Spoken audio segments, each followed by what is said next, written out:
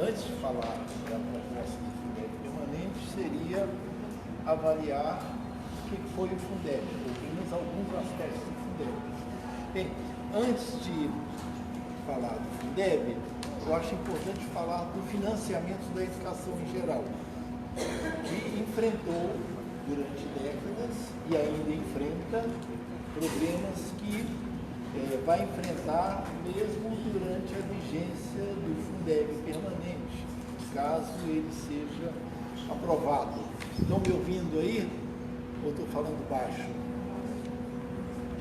Bem, o financiamento da educação enfrenta vários problemas e infelizmente vai continuar enfrentando. Um deles é que os governos não aplicam a verba legalmente devida à educação. Isso há muito tempo. Eu denuncio isso há 20, 25 anos. Né? Governos federal, estaduais, municipais não aplicam a verba legalmente devida em educação. Isso é antiquíssimo. Outro problema é que os governos, né, tiraram e tiram ainda recursos da educação por meio de, por exemplo, mecanismos como as renúncias fiscais. Você já ouviu falar das renúncias fiscais? Em âmbito estadual, renúncia do ICMS. Em âmbito federal, renúncia de uma série de impostos, e o que significa, na prática, menos dinheiro para educação, saúde. Isso é algo antigo, né, que infelizmente continua sendo praticado, né, essa renúncia. Outro problema do financiamento da educação é que o dinheiro público vem sendo utilizado há muito tempo para financiar instituições privadas de ensino. Isso é antigo, infelizmente. Né? Financiar direta ou indiretamente. Diretamente, por exemplo, o salário de educação, que hoje é vinculado ao financiamento da educação básica, pública, durante muito tempo o salário de educação ele foi utilizado para financiar bolsas de estudo no então ensino primário, depois no ensino primeiro grau, depois no ensino fundamental. Aí, em 96, desde 96, o salário de educação deixou de ser privatizado. Mas esse é um problema. O outro por exemplo, financiamento direto, FIES, o ProUni, né, crédito educativo da época da ditadura, né, são mecanismos que o Estado utilizou e utiliza para financiar instituições privadas de ensino. Outro mecanismo é a isenção fiscal. Né? Vocês sabem que, por exemplo, até 2005, a Estácio de Sá não pagava nenhum imposto. Não sei se você sabe disso, até 2005, porque era uma instituição filantrópica. Sim, verdade. Até 2005, era uma instituição filantrópica e não pagava imposto. Depois, a Estácio de Sá mudou o seu estatuto jurídico e passou a se declarar que ela era, só que não se declarava, passou a ser uma instituição com fins lucrativos e, portanto, podia emitir ações para vender na Bolsa de Valores. Tá? Isso, desde 2005, a Estácio faz isso. E outras também. Algumas que não parecem empresas, como a PUC, as instituições profissionais, não pagam IPTU, ISS, nada, não pagam nenhum imposto. Tá? Então, esse é um mecanismo utilizado para financiar as instituições privadas de ensino. Tá? Tem agora, aí eu trago um outro elemento problemático do financiamento da educação, que é a PEC do Pacto Federativo. Vocês ouviram falar recentemente, agora no início de novembro, o governo federal encaminhou 3 PECs ao Congresso Nacional. A PEC da emergência fiscal, PEC de fundos públicos e PEC do Pacto Federativo, de que de pacto não tem nada. Né? Quer dizer, eu nem gosto desse termo, Pacto Federativo, porque, na verdade, quem decide é o governo federal, e impõe aos estados e municípios o que ele quer. Isso aconteceu com o Fundef e com uma série de outras medidas. Né? O governo federal impõe e chama isso de Pacto Federativo. Bem, essa PEC do Pacto Federativo, encaminhada agora no início de novembro, ela é gravíssima, não sei se vocês estão a par disso, mas o que ela prevê? Ela prevê que, vocês sabem que, pela Constituição Federal, a saúde e a educação contam com um percentual mínimo dos impostos para o seu financiamento. O que prevê essa PEC? Prevê que, eu estou tentando assimilar isso, eu li isso ontem, né?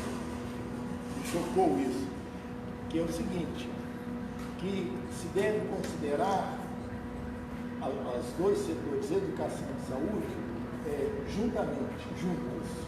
O que é isso? Se, por exemplo, para exemplificar, se 25% dos impostos de uma prefeitura correspondem a 100 milhões de reais e a prefeitura aplicar 120 milhões, ou seja, 20 milhões a mais do que o mínimo, esses 20 milhões excedentes, eles podem ser utilizados, a opção, pela prefeitura para abater do montante devido em saúde. Se o montante devido em saúde for, digamos, 100 milhões, a prefeitura não tem a obrigação de aplicar 100 milhões. Ela pode aplicar 100 menos 20. É uma coisa chocante, quer dizer, ele juntou os dois setores sociais e, na prática, significa menos impostos para a educação. Isso acaba, se for aprovada essa PEC, isso acaba tendo impacto no financiamento da educação. Tá? Então, outra questão gravíssima é que, prevista nessa PEC, é que vocês sabem que a Constituição Federal prevê que, se não houver vagas na localidade do educando, o poder público é obrigado a investir prioritariamente na expansão de sua rede. Bem, esse trecho, obrigado a investir prioritariamente na expansão de sua rede, some, desaparece. E o que este artigo, o artigo 213, acho que o caput, ou um parágrafo, passa a ser o seguinte: o poder público poderá, a opção poderá conceder bolsas de estudo, ensino básico, em instituições cadastradas, em instituições privadas, eles não usam o termo privadas, tá? Então esse é um outro exemplo de uma PEC gravíssima que, na verdade, prejudica o financiamento da educação pública, tá? Tem outros também, mas eu não vou estender, senão eu não vou avaliar o Fundeb, né? Tem o Fundeb, imagino que vocês saibam qual é o mecanismo do Fundeb, que o Fundeb permanente pretende ser mais ou menos parecido, talvez a única diferença seja a complementação federal, que seria muito maior. O Fundeb foi e é, né, um mecanismo que prevê a redistribuição de uma parte dos impostos entre o governo estadual e as prefeituras de acordo com o número de matrículas municipais da educação infantil e ensino fundamental e matrículas estaduais no ensino fundamental e no ensino médio. Esse é um critério. O outro critério é o peso, o valor atribuído às matrículas. Então, matrícula do ensino médio vale muito mais do que matrícula de EJA.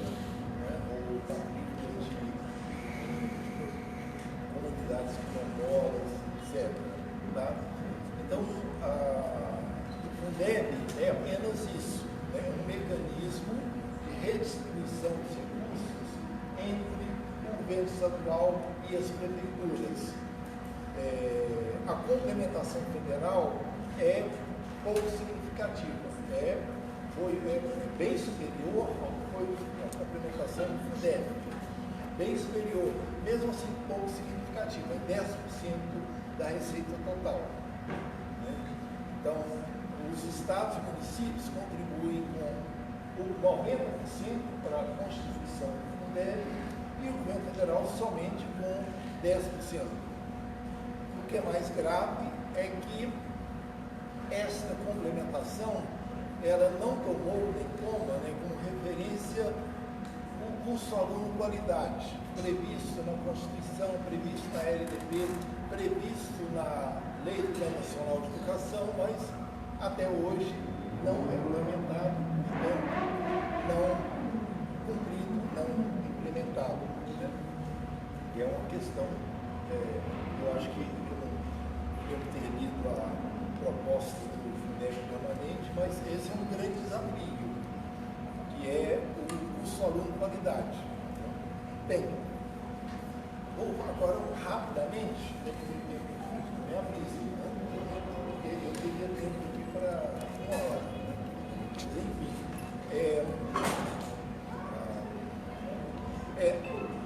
eu faço uma avaliação um pouco positiva do Fundeb.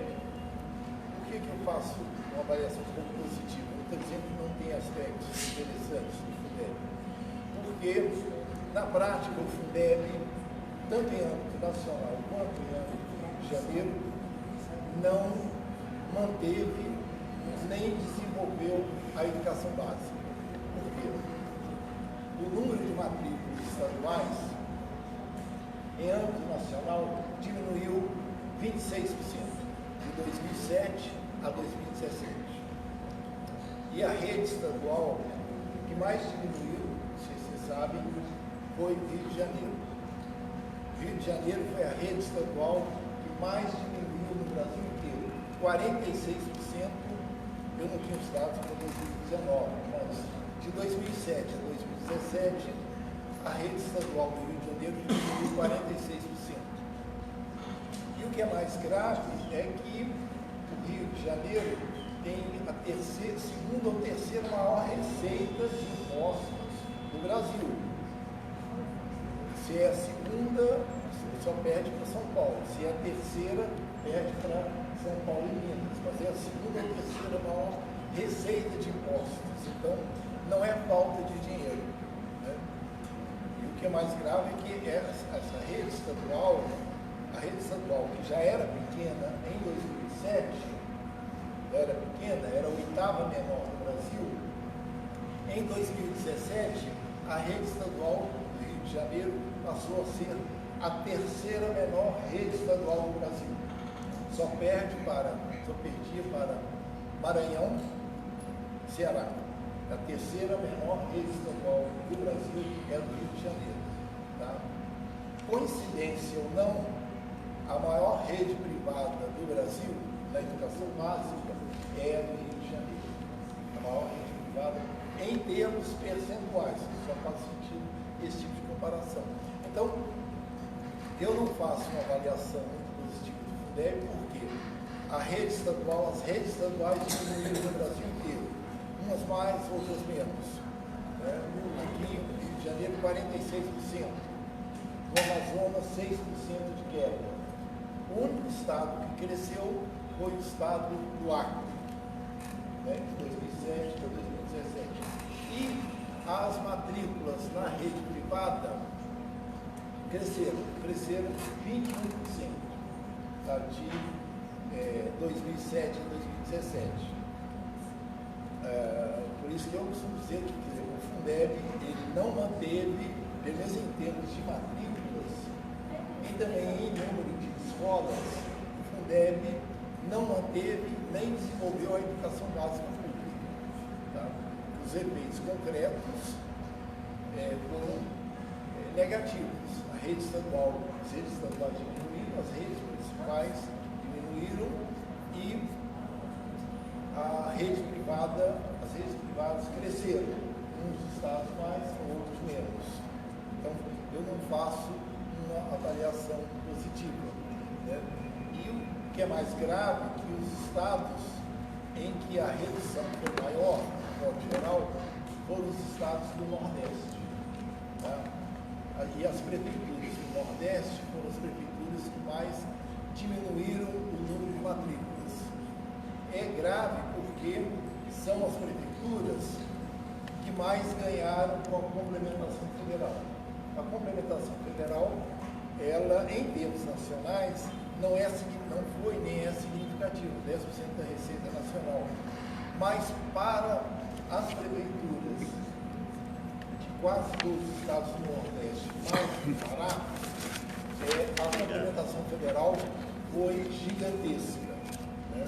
Então, em muitas prefeituras do Nordeste, Maranhão, Pará,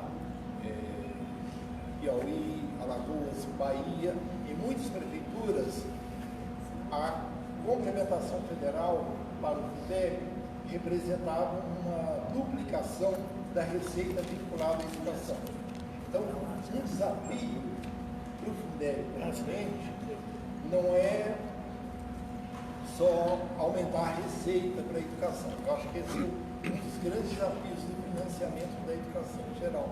Não é só aumentar a receita vinculada à educação, mas garantir que este dinheiro a mais vá para as atividades fim, ou seja, vá para a sala de aula, vá para os professores profissionais da educação, vá para a melhoria da educação e não se perca, que a minha hipótese é essa, é que esses ganhos significativos que muitas prefeituras, inclusive o Estado do Rio de Janeiro, no Estado do Rio de Janeiro, por exemplo, já entrando no Estado do Rio de Janeiro, o Estado do Rio de Janeiro,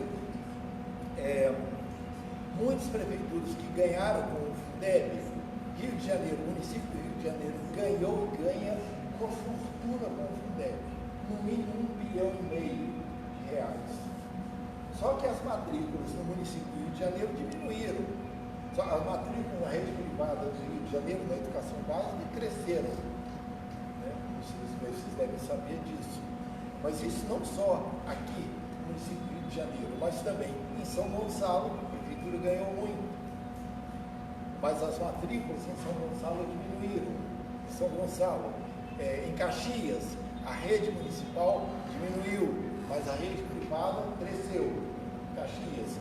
Caxias, Nova Iguaçu ganhou muito com o Fundeb, ganha, né? Enfim, todas as prefeituras da Baixada, né, e do município do Rio de Janeiro, todas elas ganharam muito com o Fundeb, mas em todas elas as matrículas diminuíram. Tá? Em poucas, só para vocês terem uma ideia, no período de 2007 a 2017, das 92 prefeituras do Estado do Rio de Janeiro, em 54 o número de matrículas diminuiu, umas mais, outras menos.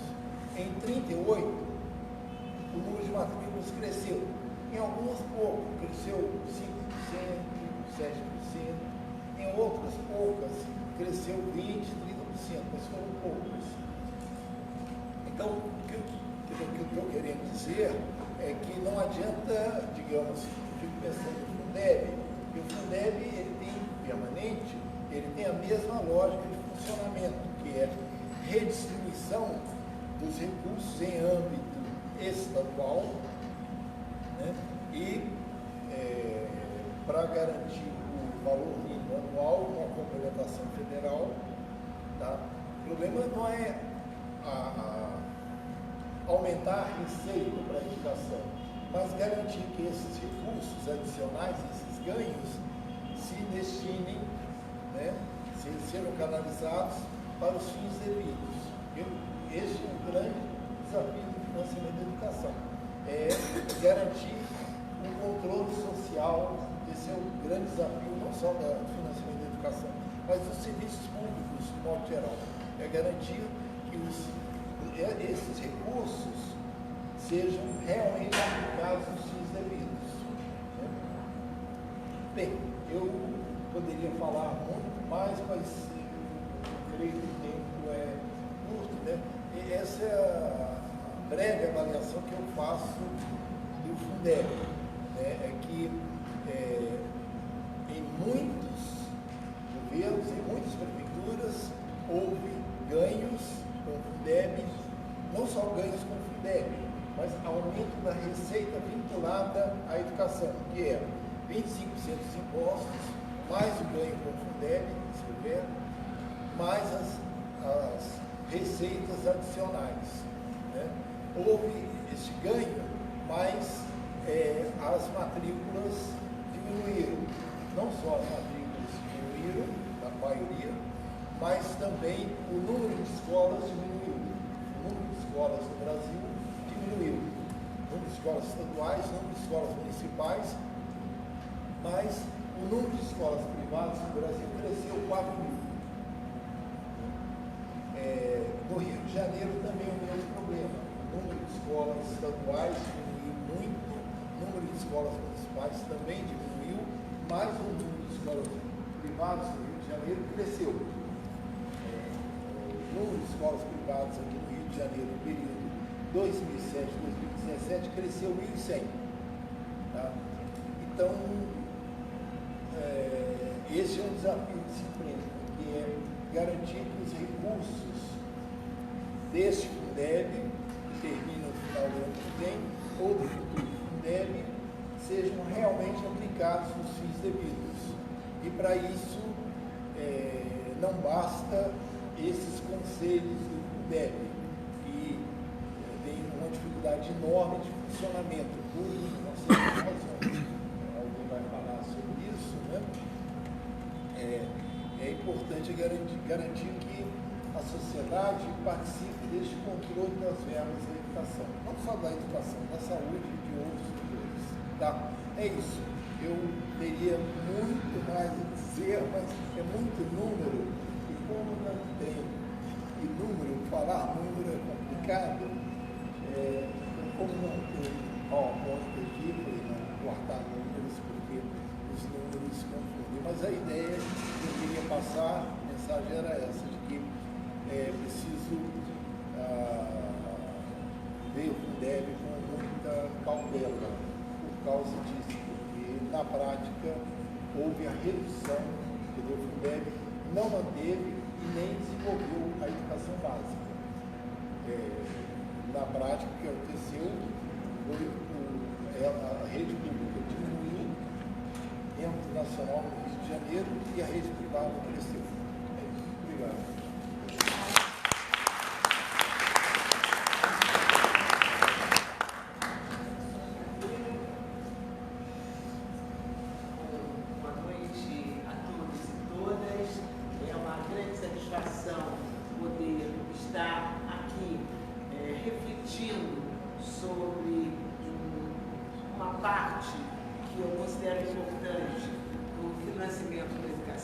Prazer ouvi-lo, professor, um grande estudioso de financiamento.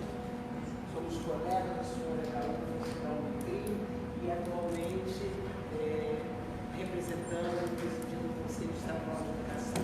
Você consegue a confiança de nos convidar também, porque aqui eu falo, não pelo Conselho explicitamente, porque o Conselho representa as ideias de um coletivo, não é? Mas eu vou falar sobre o que eu defendo em termos de financiamento, fazendo recorte do Fundeb no próprio Conselho Estadual de Educação. Quero, então, ao agradecer ao SEB a lembrança e a confiança do nosso nome, né, na medida em que o Conselho Estadual de Educação é um órgão de Estado, né? E aí ser convidado para uma mobilização onde nós vamos discutir criticamente essa questão, né? O Conselho se sente honrado, muito obrigada. Quero dizer também que nesse momento, como eu e Sérgio, que fazemos parte também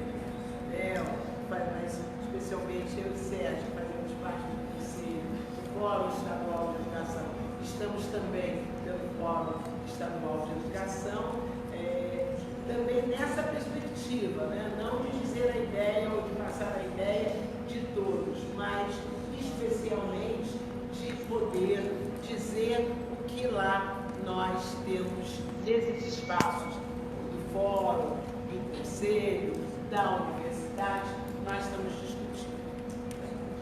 Eu vou me apropriar da análise importante que o professor, com toda a sua permissão, que o professor fez, né? E vou analisar o contexto, rapidamente também, mas o contexto que nós estamos vivendo.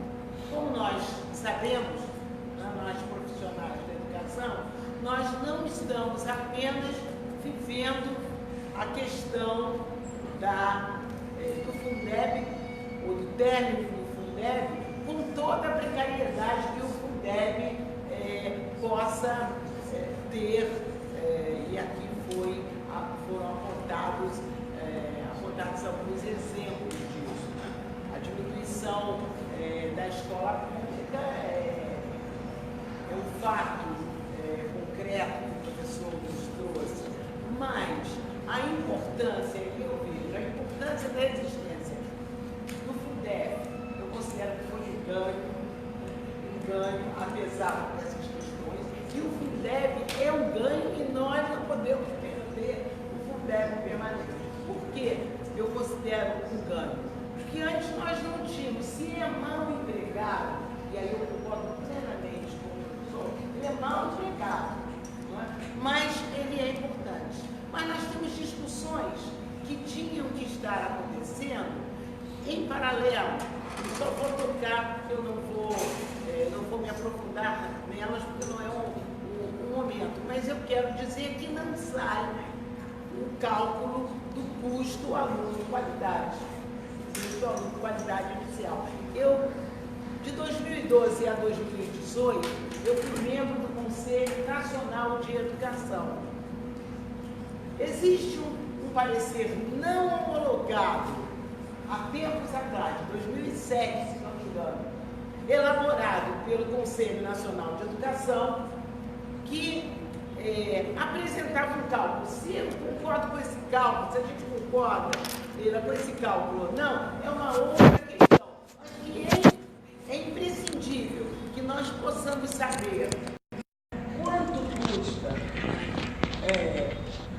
o aluno, o nome é custo, né? Mas o investimento que se precisa fazer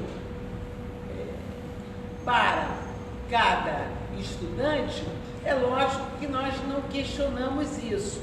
E aí, isso, no meu entendimento, isso se mistura, está imbricado com a questão do financiamento, logicamente, e com a questão de como utilizamos adequadamente o Fundeb. Né?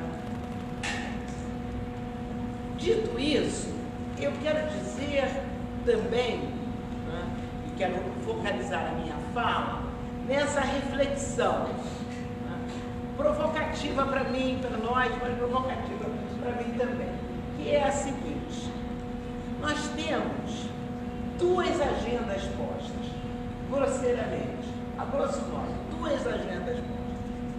Uma agenda é a continuidade do Fundeb, com essas lacunas que foram muito bem apontadas e que podiam ser aprofundadas, mas não concordo com o professor que não era o momento, mas com essas lacunas, mas nós temos um financiamento, né, para a educação dos nossos municípios, do Estado, enfim, e é preciso que a União invista, coloque dinheiro novo, porque senão nós não temos condição. O que precisa é colocar um dinheiro novo na educação para melhor redistribuição e, logicamente, concordo plenamente com o professor, que tem que ser na escola, que tem que ser para a valorização dos profissionais da educação. Não há um outro tema, mas eu já volto à agenda. Um outro tema, vou abrir um outro parênteses. Um outro tema que estava colado na Base Nacional Comum Curricular. Nós não podemos deixar de pensar que claro, o Fundeb nasce ou existe antes dessa base, mas a base, o governo quer que essa base seja implantada. Com que financiamento? De que forma as escolas públicas vão fazer isso sem um investimento concreto? E aí eu vou para a defesa do Fundeb, porque eu retomo dizendo que tem duas agendas. Uma agenda é essa, continuar com o Fundeb, qualificando melhor o Fundeb, indo contra a PEC 15 de novembro, agora, né, recentemente, indo contra, porque ela é perversa, né? Porque nós temos uma outra agenda que é mais perversa ainda do que a questão do Fundeb, com todas as suas dificuldades no decorrer desses anos. Qual é? É a privatização. Ou nós vamos ter o Fundeb permanente, ou nós vamos, e vamos melhorá-lo, né? Ou nós vamos ter a privatização. É essa agenda que está posta e que já está começando a acontecer, né? Quando nós temos a informação concreta de que as escolas públicas estão diminuindo e que as escolas particulares, privadas, elas estão aumentando, nós podemos também, e aí é uma máxima, não é? Ineficiência nossa, nós, professores, a gestão da escola é ineficiente, então vamos encontrar, ou o Fundeb tem uma série de dificuldades, não melhorou por conta da ineficiência da escola, falando de uma forma geral, não melhorou por conta dessa ineficiência da escola, então, não é preciso que se arranje uma outra ferramenta que dê vida e que dê maior, não gosto da palavra, mas é essa que é utilizada, eficácia à escola pública. Como? Privatizando. E ela já começa há muito tempo, não é da agora está mais, mas ela começa há muito tempo a ser privatizada. Então, se nós não lutarmos por um fundo, pelo Fundeb, né, tentando melhorá-lo, qualificá-lo, nós vamos ter brevemente as nossas escolas, né, terceirizadas, sem concursos para professores, porque nós, professores, professoras, não fazemos aquilo que deve ser feito. A gestão não faz, a gestão já está mudando. É só a gente perceber que as gestões dos estados, e aqui no Rio de Janeiro também, elas estão mudando. Ela começou no estado de Goiás, começa a terceirizar, começa a ter o militarismo dentro da escola. Então são coisas que parecem que estão acontecendo, Sérgio, de forma dicotomizada, mas não é dicotomizada. Tudo isso faz parte de um grande plano. Eu me vi no início desse governo, estupefada com algumas coisas, e dizer assim, não, eu não posso nem criticar. Eu às vezes dizia para colegas da universidade, do conselho, eu não posso nem criticar. Por que eu não posso criticar? Porque eu não vejo um plano. Mas tem. Esse plano está estabelecido. Esse plano não é, ele pode estar parecendo, como vai meu amigo Paulo, ele pode estar parecendo invisível para nós, mas ele não é invisível. Essas coisas que eu, quer dizer, esses fatos que eu estou aqui pontuando, eles estão juntos e estão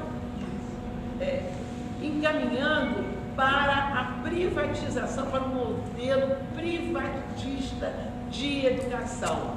E por isso eu considero que nós temos que fazer uma grande mobilização em todos os espaços, e parabenizo o CEP que está nesta luta, não é? E fico muito feliz de poder estar aqui.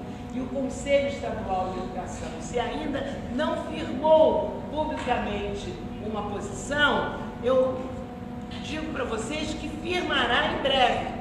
Firmará em breve, porque nós não podemos entregar, por pior que esteja a educação pública, e eu não acho que está.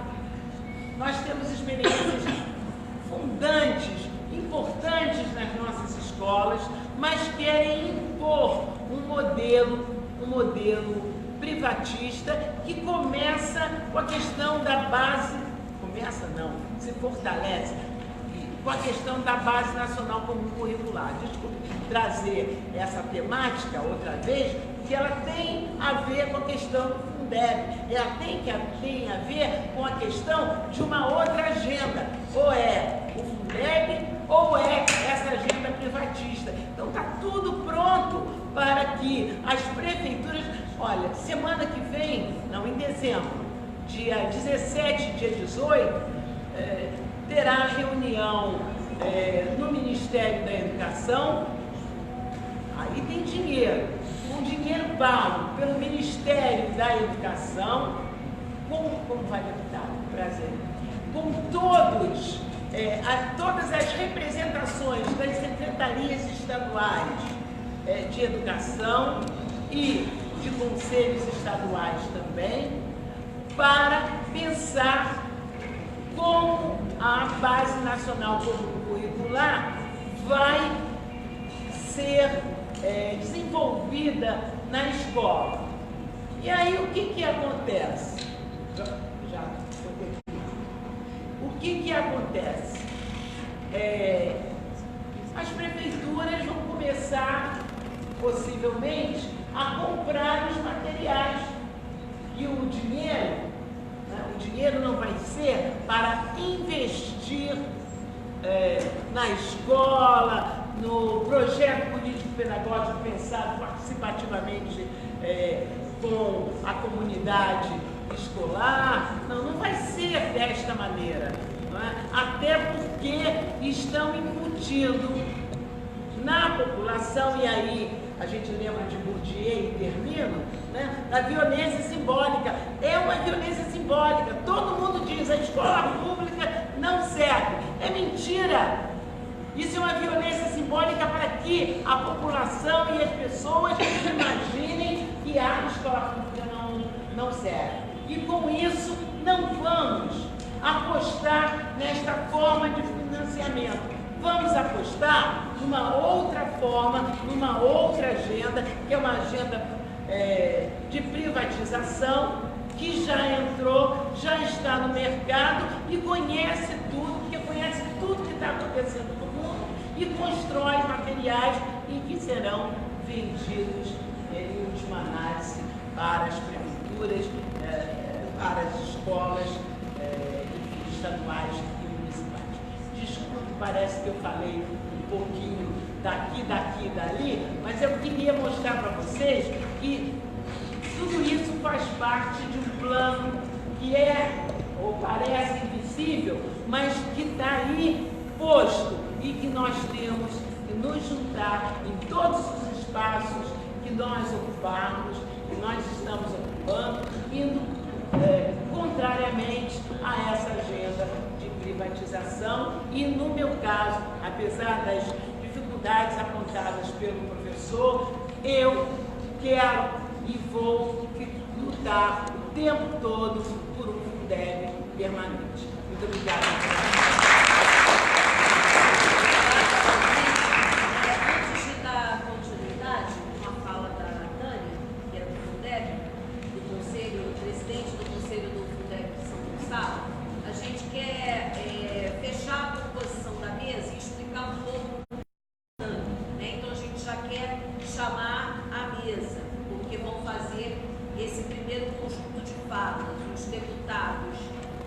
estaduais, Flávio Serafini, Valdério Carneiro, vereador Renato Cinco, e depois nós temos uma série de entidades que vão fazer saudações num tempo menor, mas que é muito importante marcar a presença. Tá? Então, só para explicar um pouco a dinâmica, né, da nossa atividade.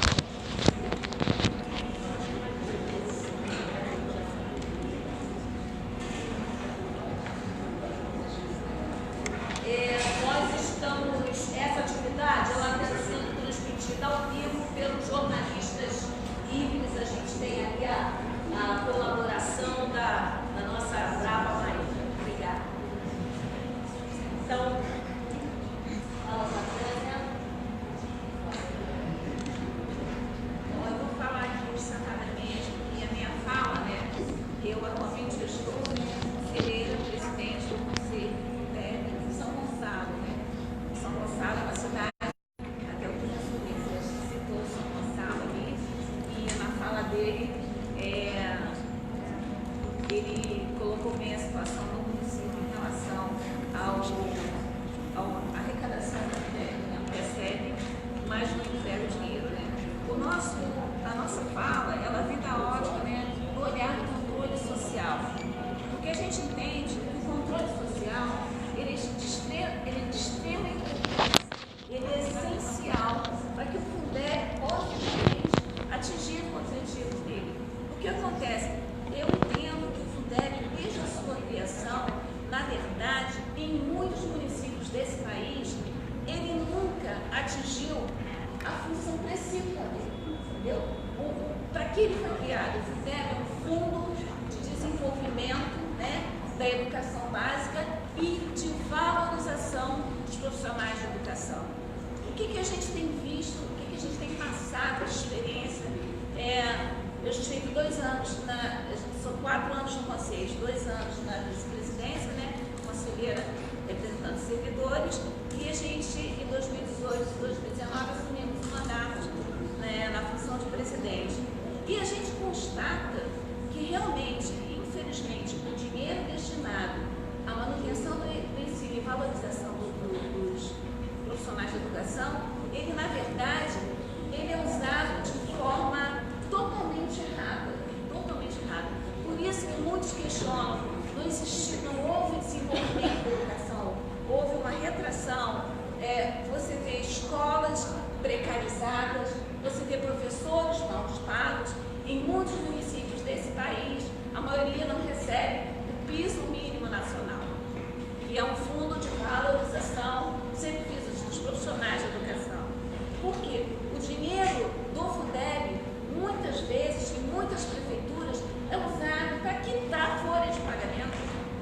E não deveria ser assim. É para valorizar. Eu entendo que a própria lei que criou o Fundeb, a Lei 9494, ela deve ser revista.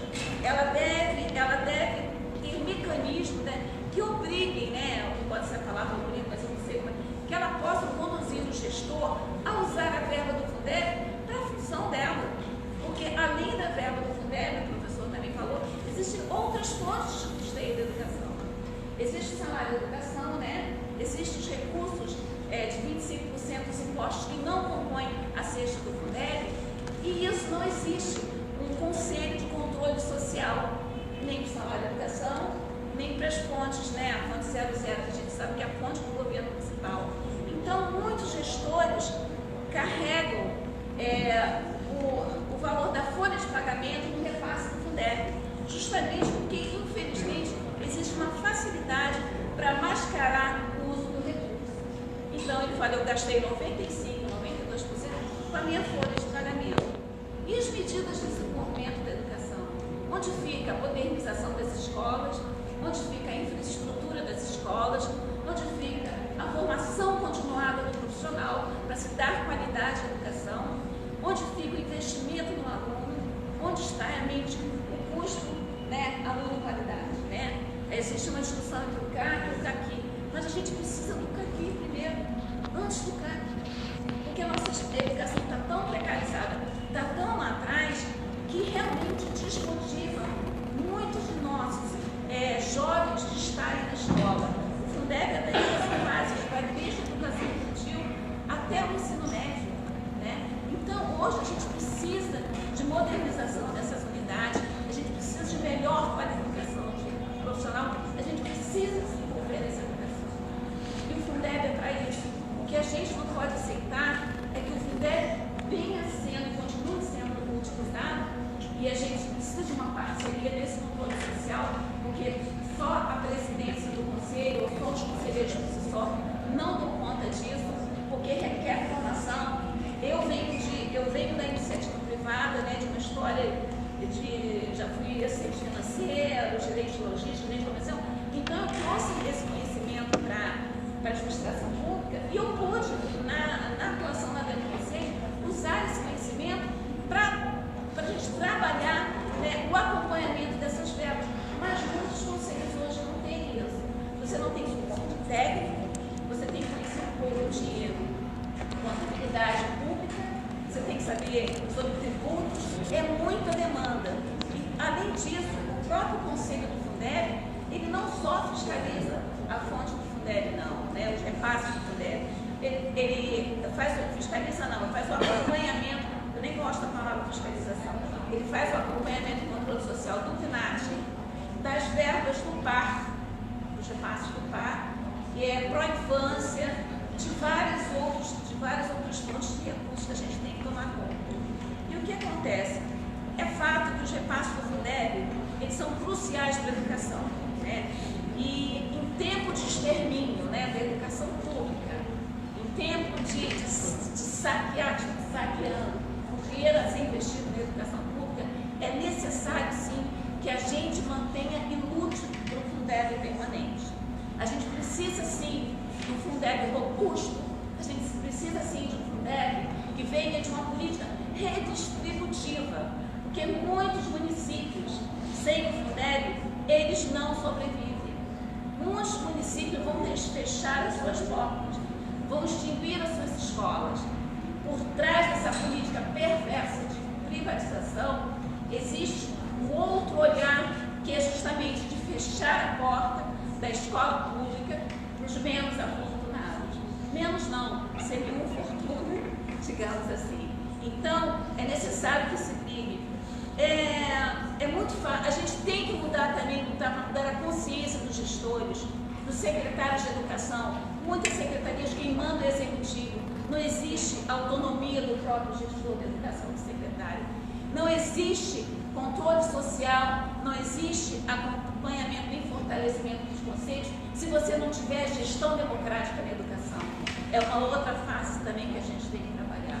Então, para os conselheiros do Fundeb, está posto agora, mais do que nunca, uma nova demanda, uma nova frente de luta, né, diante de toda essa situação de negação do financiamento da educação pública.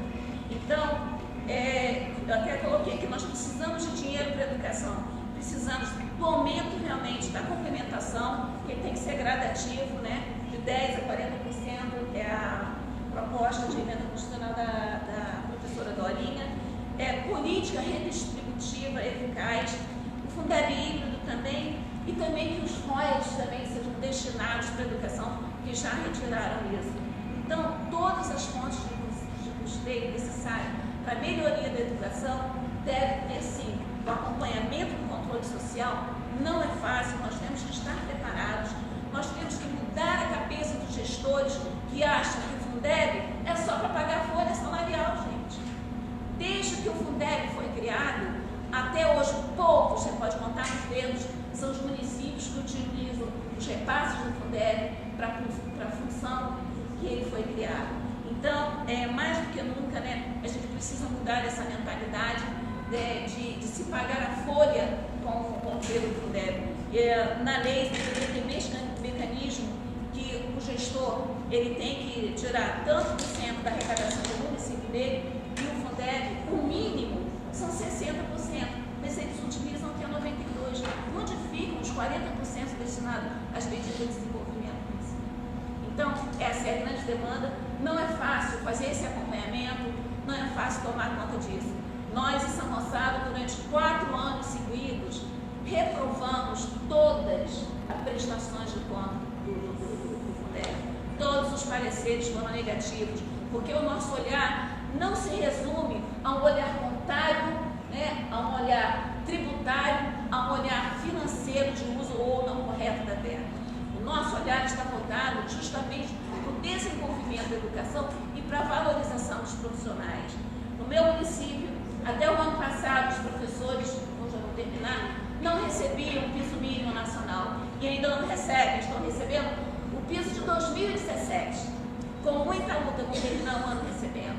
Nós conseguimos, através do acompanhamento da Fonte 04, que é o Fundeb, e também do monitoramento de outras fontes de custeio da educação, provar que o dinheiro estava ali, que o dinheiro existia, que o município é obrigado a fazer a parte dele. Conseguimos na parte da valorização e remuneração, mas ainda uma rede de 114 escolas, muitas delas precarizadas, porque à medida do desenvolvimento do ensino, né, a questão de investimento na escola como um todo, para que ela seja receptiva, para que ela seja acolhedora, para que ela não tenha aquele aluno dentro de sala, os gestores, infelizmente, saem pela tangente, né?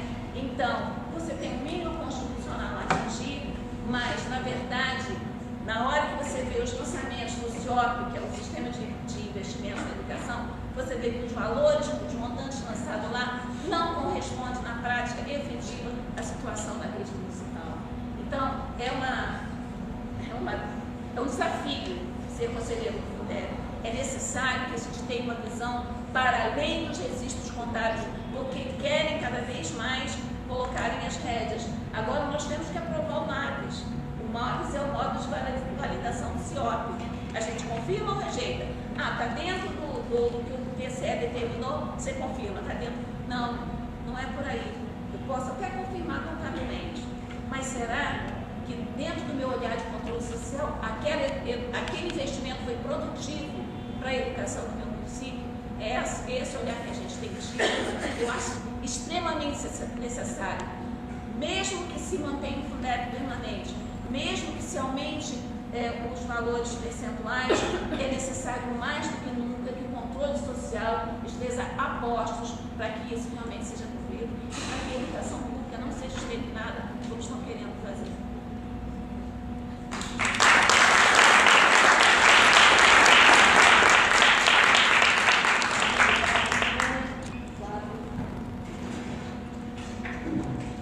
Bom, gente, boa noite a todos e todas. Bom, eu vim aqui, na verdade, para me somar a essa luta, e acho que essa é uma luta especialmente necessária no estado do Rio de Janeiro. A gente tem visto um momento muito difícil da história do país, onde a agenda de retirada do direito dos trabalhadores e das trabalhadoras, reforma trabalhista, reforma da Previdência, ela tem se dado de uma forma muito agressiva. E no campo da educação em especial, a gente tem visto uma série de ataques aos educadores e à educação de forma geral. Não é gratuito que a gente vê o Ministério da Cidadania construir um disque de denúncia para perseguir professor e não iniciativas que nos ajudem a pensar e estruturar os desafios da educação pública. A gente vê o Fundeb entrando no seu último ano, tem que ser renovado até a metade do ano para que seja incorporado às leis orçamentárias. Ele tem que ser aprovado uma emenda constitucional até a metade do ano que vem e ele não começou sequer a ser votado. Um governo que despreza o investimento na educação e estimula a perseguição aos profissionais, como a gente tem visto no país inteiro, infelizmente, com reprodução em vários estados, como é o caso do Rio de Janeiro, onde a gente viu essa semana duas iniciativas que nos deixam absolutamente preocupados. Uma, para perseguir os diretores que estão nas escolas, que têm mais dificuldades com seus alunos, ao invés de pensar quais são as dificuldades que a escola enfrenta, para ajudar os profissionais da educação a ter condições de aperfeiçoar o processo de ensino pedagógico, o processo de ensino-aprendizagem. O que a SEDUC aponta é que vai intervir e fazer auditoria nas escolas. E agora, a institucionalização desse processo das escolas cívico-militares, chegou uma mensagem na Alerj ontem, instituindo esse absurdo, que em última instância é a ideologia autoritária e malfadada do que o educador não tem condições de oferecer educação de qualidade. Precisa da tutela policial militar para ter educação de qualidade. São ilusões de quem não quer enfrentar os verdadeiros problemas da educação no Brasil, e e o principal deles continua sendo o do subfinanciamento, profissionais mal remunerados, escolas mal equipadas, merendas e refeições ainda numa qualidade insuficiente, e o nosso desafio é enfrentar esse conjunto de questões. A universalização da educação em todos os níveis, no debate da renovação do Fundeb, é fundamental para enfrentar todas essas discussões. Tem que incorporar com mais centralidade a educação infantil e as creches, para que a gente possa, de fato, universalizar a educação em todos os níveis. Tem que pensar esse modelo híbrido, onde a gente tenha, evidentemente, os mecanismos atuais de distribuição financeira, mas que os municípios pobres dos estados nem tão pobres também possam receber ajuda e melhor financiamento para conseguir alcançar um nível de investimento por aluno que seja mais compatível. Tem que aumentar a participação da União. Isso é fundamental, e eu não tenho dúvida, eu vi um pedaço na fala da Tânia, eu vi um pedaço das outras falas, que o Nicolas e a Malvina já apresentaram esse conjunto de elementos fundamentais para o Fundeb. Mas no caso do Estado do Rio de Janeiro, eu quero falar só disso rapidamente, ele tem um ponto que é perverso. O nosso Estado avançou muito no processo de municipalização. O Estado reduziu muito o número de escolas, foram mais de 200 escolas fechadas em 10 anos. Foram muitas escolas empurradas para municípios que hoje já não têm condições de manter essas escolas abertas. Então o Fundeb, no caso do Rio de Janeiro, ele também é um mecanismo de uma espécie de uma justiça tributária. Ele redistribui os recursos da educação para quem de fato concentra a maior parte das matrículas.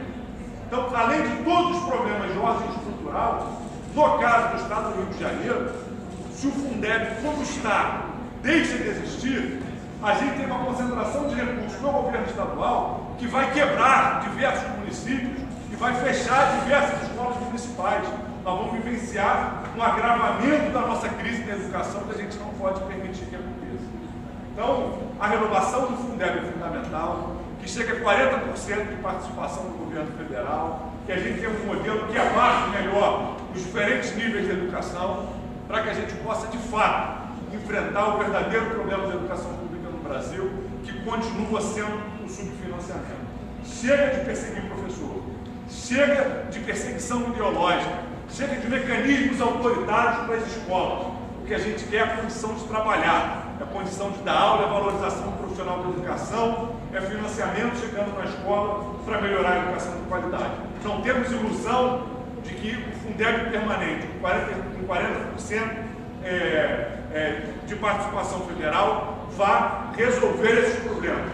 Mas vai ser um passo no sentido de enfrentá-los. Vamos parar de lutar com os fantasmas que os autoritários querem nos colocar, vamos lutar de fato contra os reais problemas que atingem a educação brasileira. Então, nosso apoio ao SEB por essa atividade, por essa mobilização, a todos os profissionais da educação, para que a gente consiga no ano que vem começar o ano enchendo as ruas em defesa do financiamento da educação pública por um Fundeb permanente, com 40% de participação do governo federal, para enfrentar o subfinanciamento da educação no Brasil. Boa noite a todos. A audiência pública, na semana passada na Alerj, vou falar de 2 encaminhamentos. Um que a gente está fazendo uma nota técnica falando da importância do Fundeb para o Estado do Rio de Janeiro e como o Fundeb, nos termos que vem sendo discutidos no Congresso, vão impactar positivamente o Estado. E segundo, a gente está costurando uma moção de apoio ao Fundeb permanente da Assembleia Legislativa para que a gente entregue ao deputado federal Rodrigo Maia, presidente da Câmara, que é muito importante que o Fundeb seja de fato levado à pauta, seja votado no início do ano que vem, para que esse enfrentamento seja feito, para que a gente possa encher as ruas para mobilizar, para aprovar os 40% e não para colocar em pauta, para isso, para aquilo. Ou seja, vamos nos mobilizar para garantir de fato financiamento da educação. Tem 3 caminhões. E vamos realizar uma caravana, iniciando o ano, é importante fazer isso em conjunto com o CEP, o Conselho Estadual de Educação, com audiências públicas regionalizadas, levando para cada região as particularidades daquela região, dos municípios, como que eles são afetados, para mobilizar um conjunto de profissionais, gestores, movimentos, todos e todas, pelo pleno direito da educação pública no Brasil.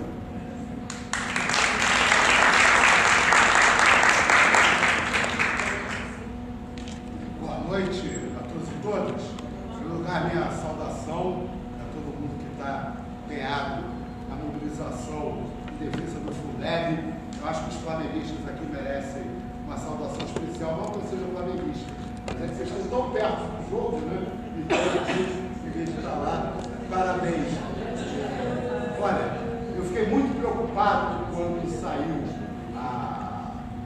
começaram a circular essas notícias a respeito do interesse do Bolsonaro em acabar com os fundos todos, etc. Porque a gente, antes do Crivella se recompor com a base de vereadores na Câmara, a gente conseguiu aprovar e manter, aprovado, um PL regulamentando o fechamento de turmas no município para impedir a prefeitura de sair fechando turmas sem ouvir conselho escolar, etc. Depois eu fiz um PL para regulamentar o fechamento de escolas, não para facilitar, né? Para dificultar o fechamento de escolas, evidentemente.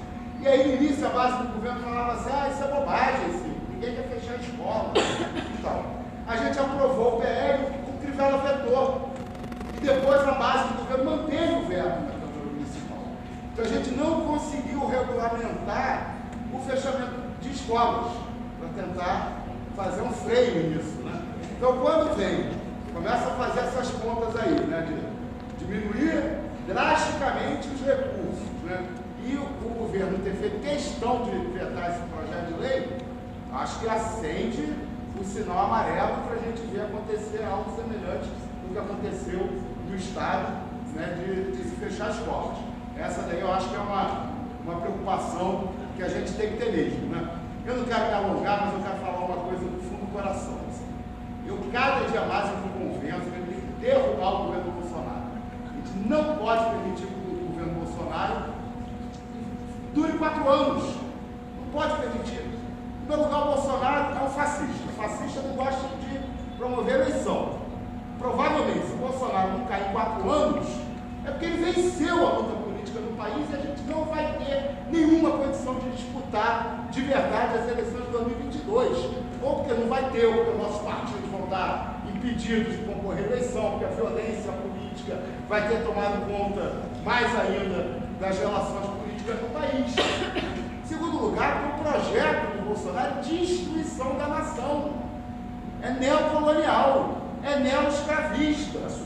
Como é que vai ficar 4 anos no governo, um governo que quer destruir a nação?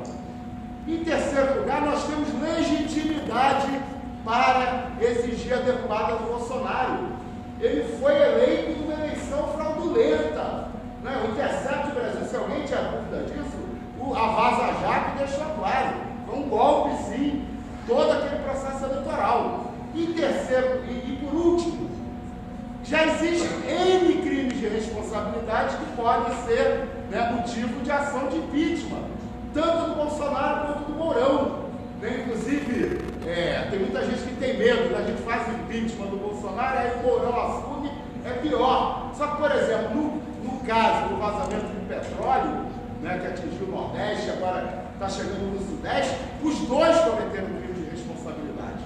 Porque o Bolsonaro não assinou, não é, o plano de contingência, que é estabelecido em lei, então ele deixou de cumprir as suas obrigações como presidente da República, e ele viajou para a China. O Mourão assumiu a presidência e também não assinou o plano de contingência. Então, esse é um exemplo, né, de crime de responsabilidade cometido pelo presidente e pelo vice-presidente da República. A gente precisa assumir esse debate. Nós não podemos considerar que é possível esperar 2022 para derrubar o Bolsonaro. Fora Bolsonaro.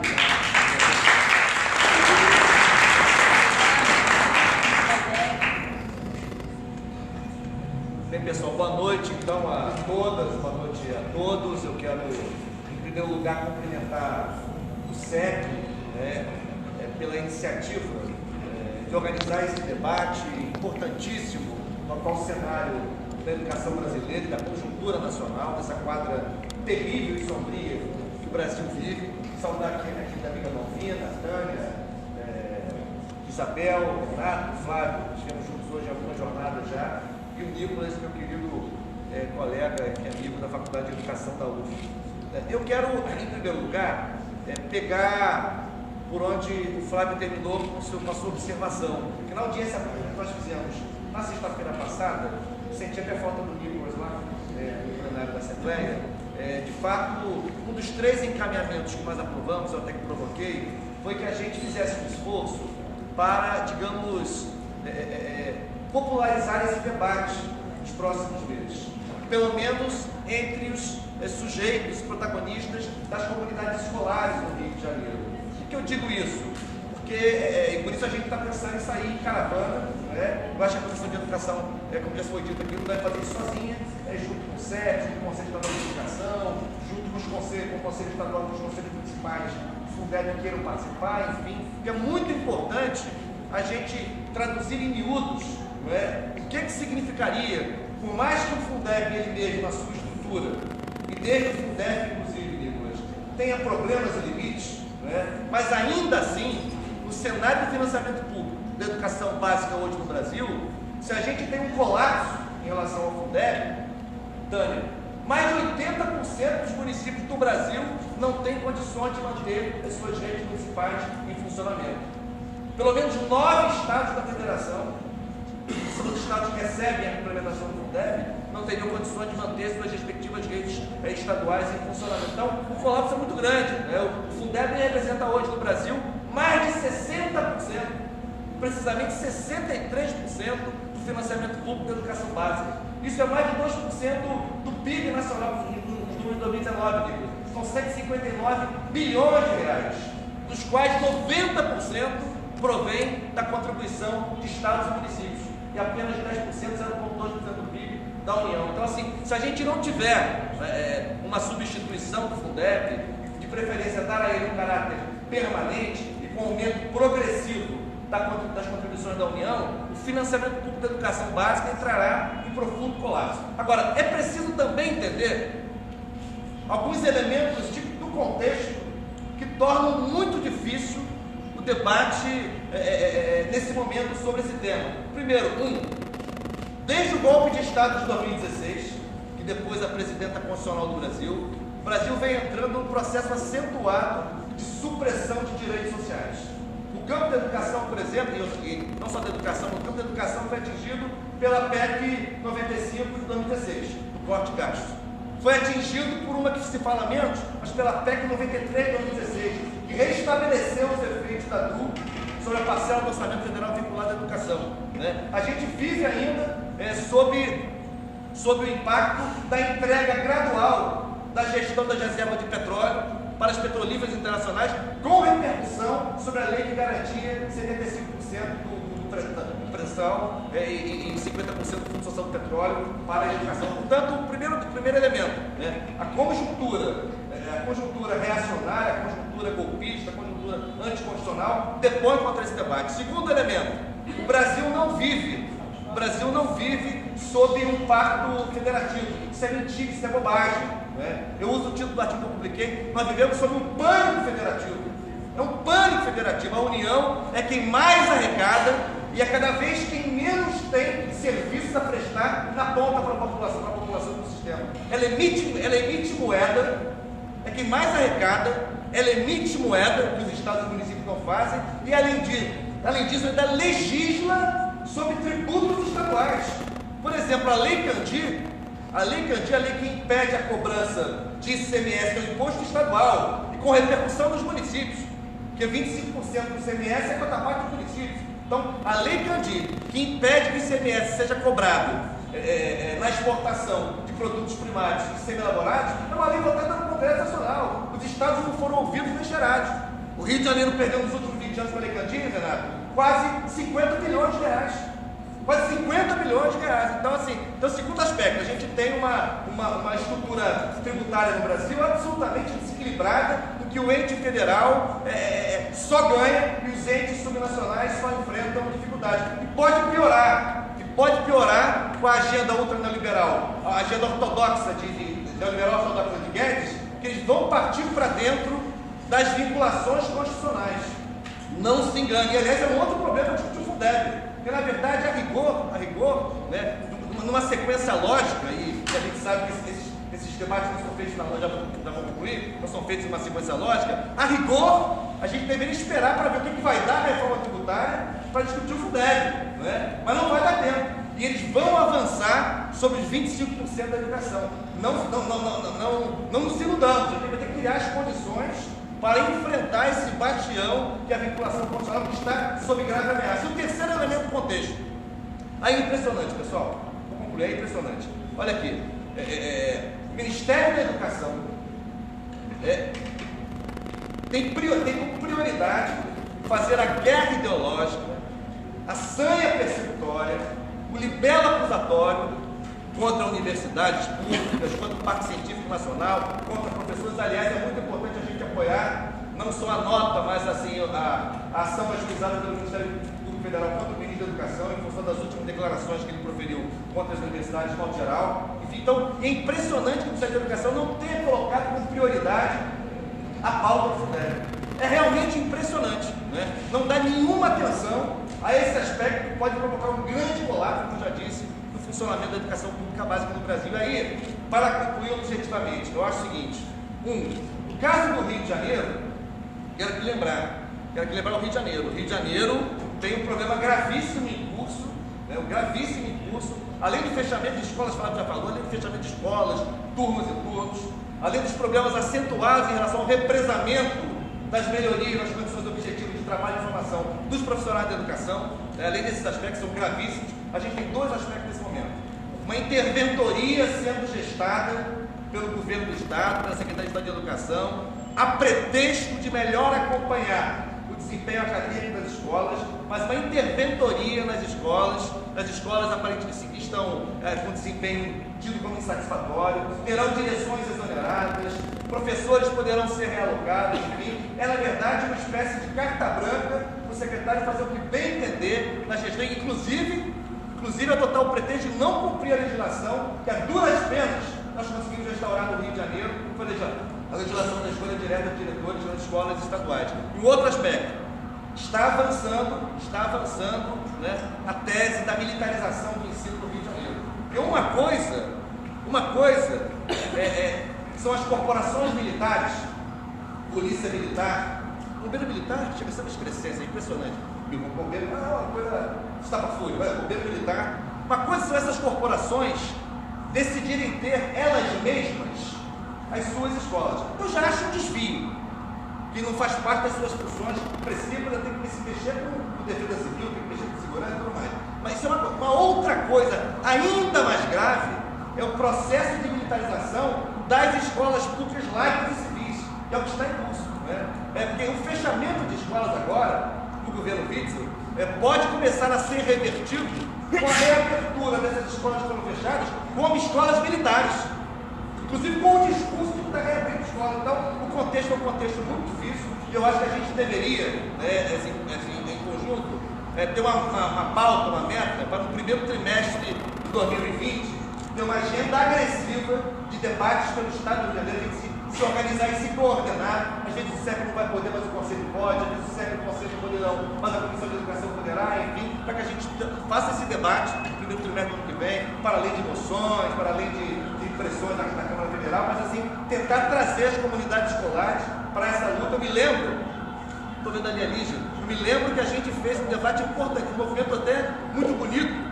na transformação do Fundeb em Fundeb, para poder garantir a inclusão da educação infantil, o movimento de fraldas pintadas, muitos aqui participaram e se lembram, foi um movimento social robusto, para conseguir garantir que não estava dado, né, a educação infantil no âmbito do Fundeb. Então, eu acho que é importante a gente fazer esse debate, passei muito do meu tempo, que a gente possa se organizar para o primeiro trimestre do ano que vem, tentar avançar no debate, pressionar o Congresso Nacional para que a gente tenha, embora para as imperfeições, queria falar sobre ela, não vou ter tempo, tem muita imperfeição do controle social, grande parte dos conselhos municipais do Fundeb são de ficção, são de carochinha, é para inglês ver, não funciona como mecanismo de instrumento de controle social, e o Fundeb originalmente era para ser um recurso suplementar aos recursos do Tesouro, suplementar. No entanto, eles se transformaram em muitas redes como a fonte de financiamento principal das redes municipais, em detrimento dos recursos do Tesouro, dos recursos da Folha. Isso é outro debate, está dentro da nossa discussão, não tem mais tempo. Vamos para a luta, viva a educação pública, laica e civil, viva a luta dos funcionários da educação.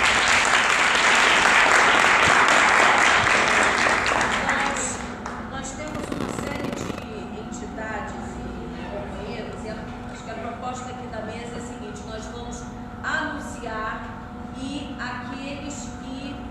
quiserem fazer uso da palavra, 3 minutos. Os que não quiserem, de qualquer forma, a gente vai estar anunciando a presença. E vamos tentar seguir um pouco a ordem de chegada dos companheiros e companheiras. Então, nós temos a presença do Sérgio Maia, que está representando o Fórum Municipal de Educação do Rio de Janeiro.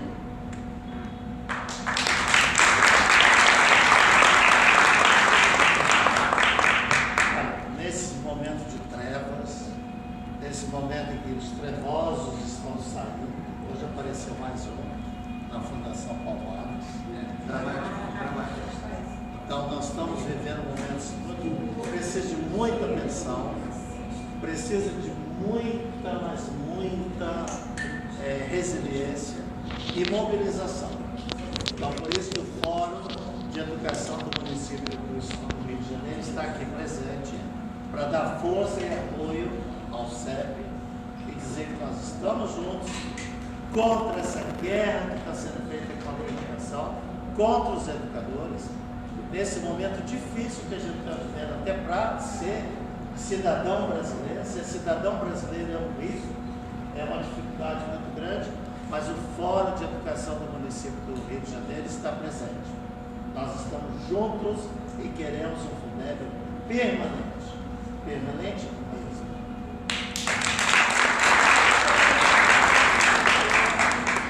Leila Tavares está representando o vereador Ramon.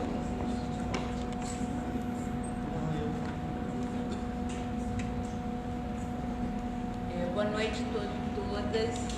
Vim trazer a saudação do Ramon, que no sentido do CEP está travando esse debate, trazendo essa discussão da pauta, porque lembrando que hoje é o Dia Nacional de Luta em defesa do Fundeb. Eu acho que vários locais estão acontecendo, várias atividades acontecendo, e nos coloca o desafio de estar colocando esse debate na rua, né? Eu acho que talvez nesse momento popularizar o debate, fazer o que mais, não só profissionais da educação, mas pessoas que defendam a educação pública, gratuita, de qualidade, estejam juntos nessa luta, né? Transformar essa luta numa luta de massa. Eu acho que esse é o nosso desafio número 0 nesse momento. Eu partilho, o Raymond estava se organizando para vir para cá, ele teria inclusive uma outra agenda logo depois que, na verdade, as coisas se atropelaram, e a gente estava no meio do caminho, estava tudo parado, já estava atrasado para uma segunda agenda. Milhões de desculpa, mas coloca o mandato, está super junto, né, nessa luta, né, na luta por um Fundeb, né, mais amplo. E só para finalizar, uma coisa que a gente está discutindo muito no mandato, partilhando o que a Malvina falou, o Claudete e outros companheiros falaram, eu acho que o que está no nosso horizonte e o horizonte do governo Bolsonaro é a privatização completa da educação, é toda a desregulamentação do que é o Estado brasileiro, o Estado nos seus mínimos detalhes, né? A gente está vendo isso, né, a partir de várias iniciativas, e isso vai chegar, e está chegando, e vai chegar aos poucos. Na educação já tem vários, né, várias questões que a gente consegue identificar que isso está colocado, vai chegar na saúde. Então, a gente tem que estar trabalhando não só do ponto de vista das lutas nossas da educação, mas do ponto de vista mais macro. Eu acho que tem, sim, uma política, acho que como a Malvina falou, tem uma concepção política por trás, perversa por trás de todas essas iniciativas que muitas vezes parecem meio desalinhadas, né? E não tem conexões diretamente entre si, mas eu acho que tem. Eu acho que a postura que o governo federal tem de não mexer uma palha e não dizer uma palavra em defesa do Fundeb, na verdade, diz muito. Na verdade, eu acho que ele vai jogar para a destruição do Fundeb. Assim. O próximo período, eu acho que é para isso, né? Eu acho que é por isso que a gente vai ter que mais ainda arregaçar as mangas para estar junto aí, para massificar essa luta e fazer com que seja aprovado de uma maneira muito rápida no Congresso Nacional, que vai ter que ser logo no primeiro semestre do ano que vem para poder garantir a existência, né? E a manutenção do Fundeb. É isso, estamos na luta e vamos ter muita luta junto pela frente, né? Mais e mais gente junto nesse processo.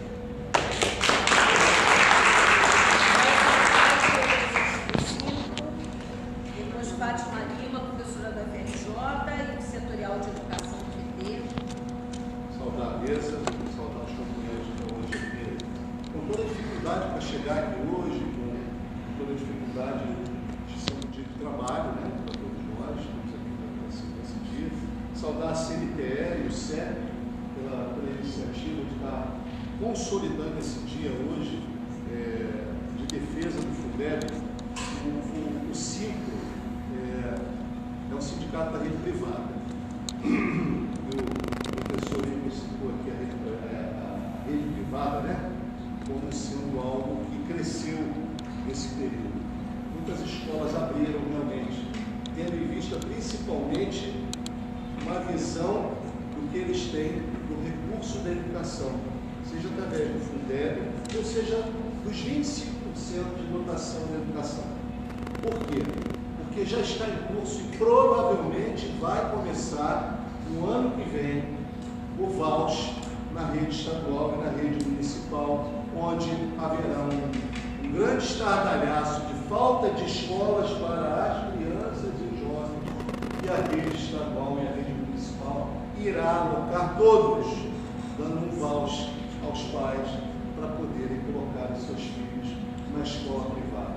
É tudo o que eles querem, o início da privatização plena e completa da educação, porque privatizada ela já está, porque se existe a escola privada, você já tem esse processo em curso.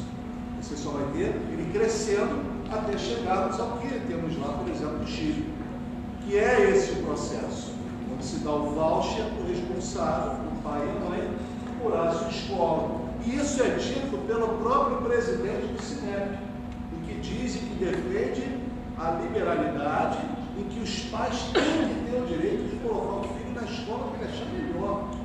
Então, mais do que a defesa do Fundeb, é a defesa da política educacional pública, laica, civil, palavra que não precisava entrar, né? Está tendo entrar, tendo que entrar agora.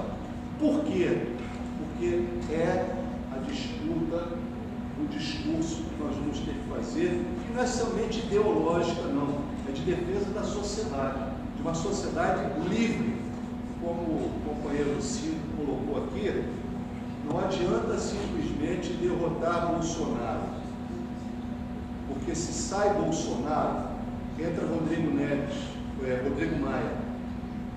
Sai Rodrigo Maia, entra João, Maria, Antônio, a política vai continuar mesmo, um atenuado um pouco mais, um pouco menos, mas é mesmo. Então, na realidade, o que nós temos que ter é uma união das esquerdas para reverter esse processo e lutarmos contra essa política que está sendo colocada aí, e na nossa apatia, que é a educação, nós resistimos cada vez mais para impedir que o Fundeb seja destruído, eliminado, e que principalmente a dotação da educação na constitucional de verba não seja misturada com a saúde. Nada contra a saúde, pelo contrário, é a defesa dos dois. Se misturar a verba da saúde com a educação, pode ter certeza que vai virar água. Nenhum dos dois vão ser favorecidos por isso. Obrigado, boa noite.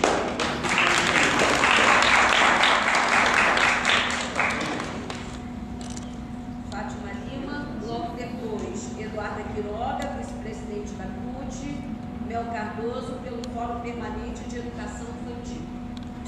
Bom, muito rapidamente, saudar a iniciativa da CNTE, eu acho que é de suma importância.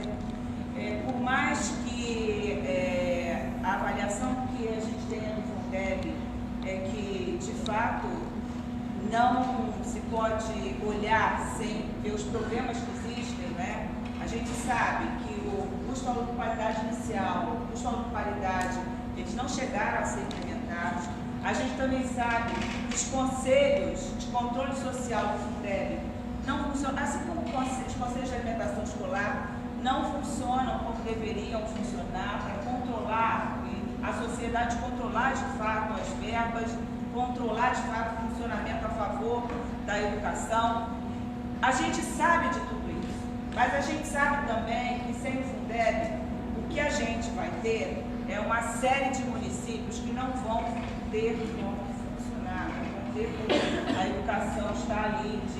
Então, e mais do que isso, não dá para a gente olhar para o silêncio do MEC em relação ao Fundeb sem olhar para toda essa lógica de funcionamento posicionamento de ataque à universidade pública, de ataque à educação básica e de já um anúncio de que a desvinculação ela pode acontecer.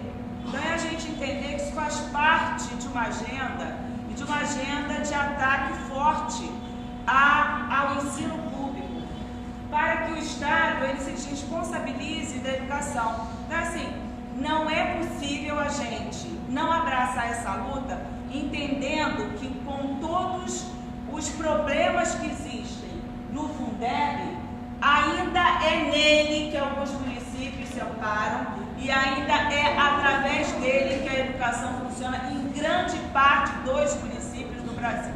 Isso a gente tem que deixar claro. Entender que isso é parte de uma luta e que essa luta é muito mais ampla contra um governo que está aí não só ameaçando, mas de fato se colocando contra e apontando dia a dia medidas para que o Estado se afaste, se desobrigue, não só da educação pública, mas de todos os direitos sociais que foram construídos a duras penas, com grandes problemas, mas que fizeram parte de uma agenda de lutas do povo brasileiro.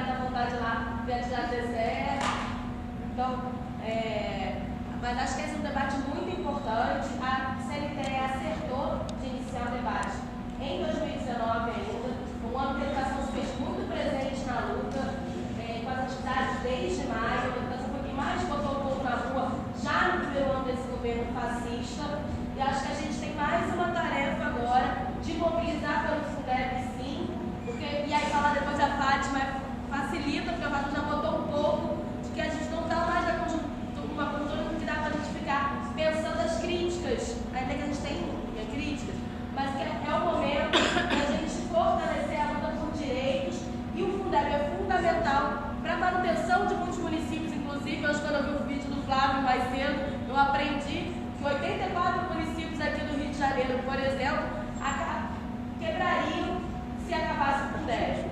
E aí a gente não pode deixar isso acontecer, porque estamos falando da política econômica, mas também estamos falando sobretudo da educação, e a educação é falar de soberania nacional, que é uma das grandes pautas que a gente vem tentando debater nesse país pelas centrais sindicais nesse momento. Nós da CUT temos feito esse debate, fomos a Brasília, fizemos atividades, estamos discutindo com o conjunto dos sindicatos das empresas públicas também o debate da soberania nacional, mas acho que cada vez mais tem que ser casado com o nosso debate da educação e com o debate do Fundeb, sim, porque se vender as nossas empresas também dificulta ter recursos para a manutenção que a gente, das nossas políticas públicas, e por isso também esvaziar as políticas públicas também, porque está tentando vender as empresas. Nós todos estamos interligados, porque na verdade o que a gente está falando são de projetos de país.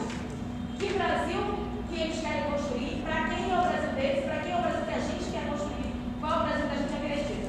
Nesse sentido, antes de eu terminar, eu queria fazer uma referência à greve dos petroleiros, que começou na segunda-feira, teve que ser interrompida por conta de ser considerada uma greve política e não trabalhista. Então, eles receberam uma multa de 2 milhões de dias, e aí tiveram as contas dos sindicatos bloqueados. Mas acho que eles têm que inaugurar uma nova forma de fazer greve, e que é importante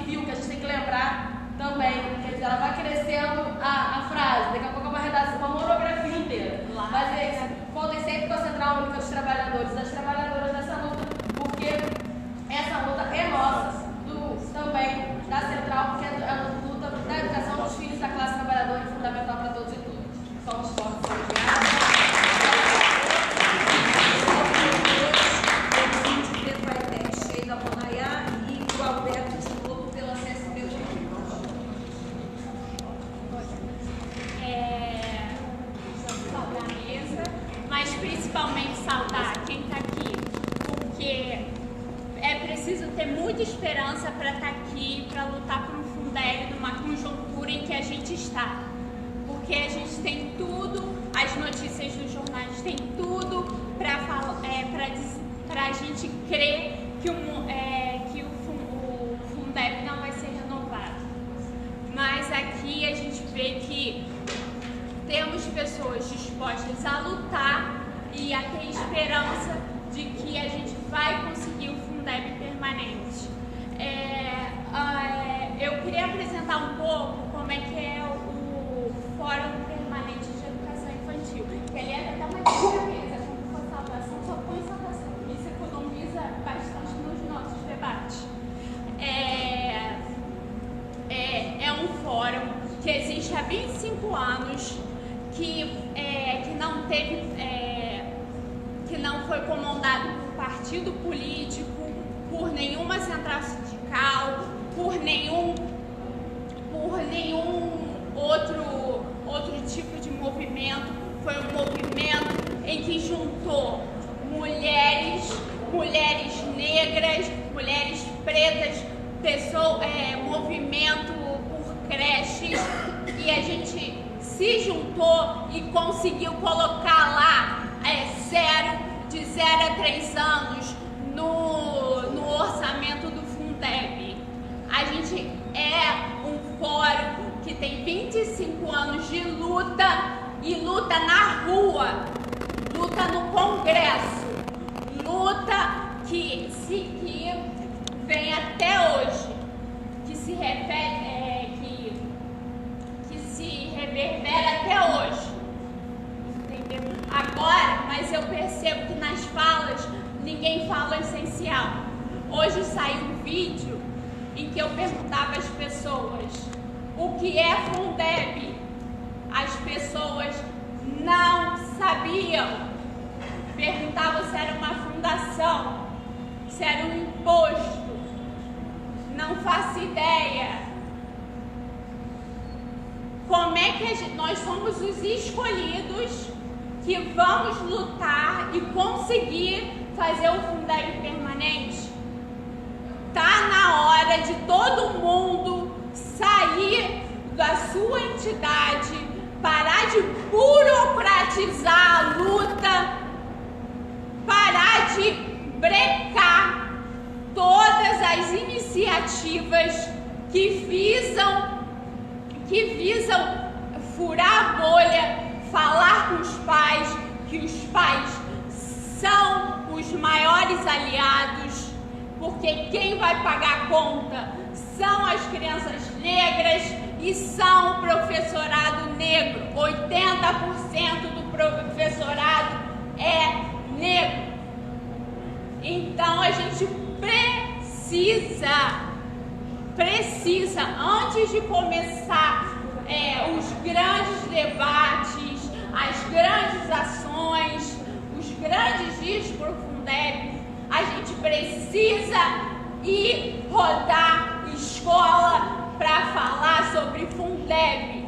A gente precisa usar os sábados, os auditórios do CEP para dizer o que é Fundeb. A Alicia vai falar aqui. Fala aqui, gente. Pode falar. Já que elas fizeram uma dobradinha, também a gente ia anunciar, né? A Lígia é uma grande companheira de luta, professora da UERJ, da Faculdade de Educação, e compartilhou conosco a experiência do Conselho Municipal de Educação até a gestão passada. Então, boa noite. Tentando ser breve aqui, felicitar essa mesa. Infelizmente, acho que todo o contexto ainda calhou no dia de hoje muitos eventos aqui dentro da UERJ, e junto com a questão do jogo, que isso faz com que muitos estudantes ou não venham, né, pela dificuldade até para chegar, como também para sair. Então, infelizmente, essa confluência de ações. Nós aqui reafirmando como Universidade do Estado do Rio de Janeiro e também a Faculdade de Educação, é o nosso programa de pós-graduação, o compromisso com essa luta e particularmente o trabalho que a gente vem fazendo junto com o CEP, né, dialogando junto. É uma felicidade ver várias pessoas conhecidas aqui, o Nicolas lá dentro do mestrado, né, na UF, estava o Valdec aqui também, enfim.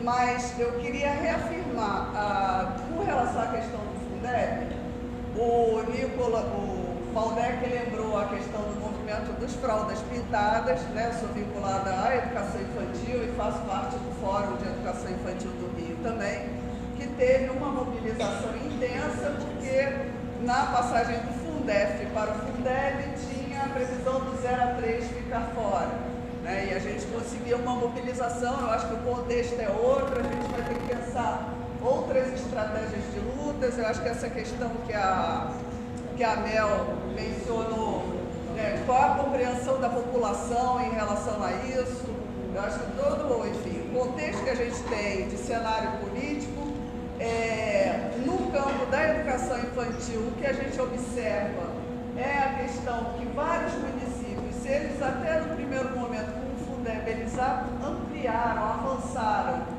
na questão da oferta, eles vão, cada vez mais, eles já vinham numa política de redução de oferta do 0 a 3, principalmente no sentido de diminuir as menores idades, né? Os bebês, enfim, 1 ano, 2 anos, aí você vai vendo essa redução e passando também para o horário parcial, quer dizer, mecanismos nesse sentido. E uma preocupação mais forte é com a notícia que eu li hoje, que é de hoje, com o decreto presidencial que saiu no Diário Oficial, né?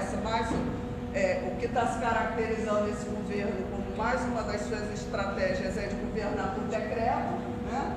E onde ele prevê a questão, acho que ele casa com todo esse movimento de jogar para não permanência no Fundeb, né?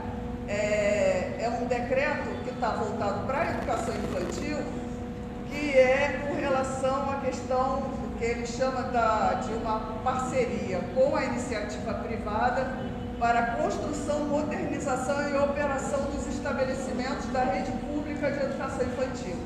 Que vai ser, quer dizer, resumidamente, é uma proposta de que vai entregar a iniciativa privada, ela constrói, aparentemente, com seus próprios recursos, mas a gente sabe da questão toda das isenções, e que depois o setor público vai comprar as vagas, né? Então, vai explorar, assim como a gente tem a questão dos pedágios, né? Você entrega a iniciativa privada. Então, que mecanismos são esses que estão se produzindo por aí?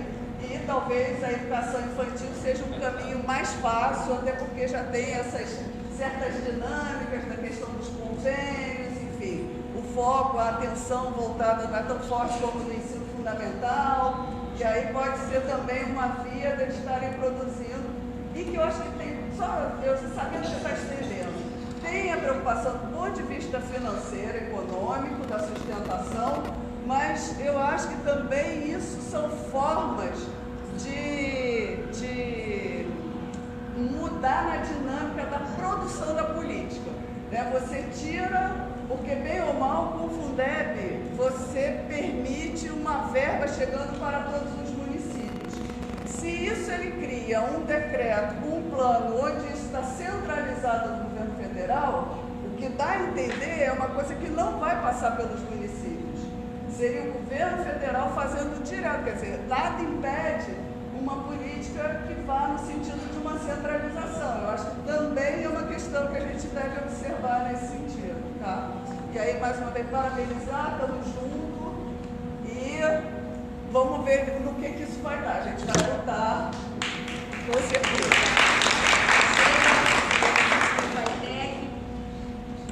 Gitel, pelo acesso perguntas. Boa noite. Eu queria só falar um pouco do MEC também, mas também falar da situação das escolas e dos professores em geral. Eu comecei a dar aula federal, da escola federal, em 75. E eu me lembro que esse carreira, em 75, o professor 40 horas de uma escola federal,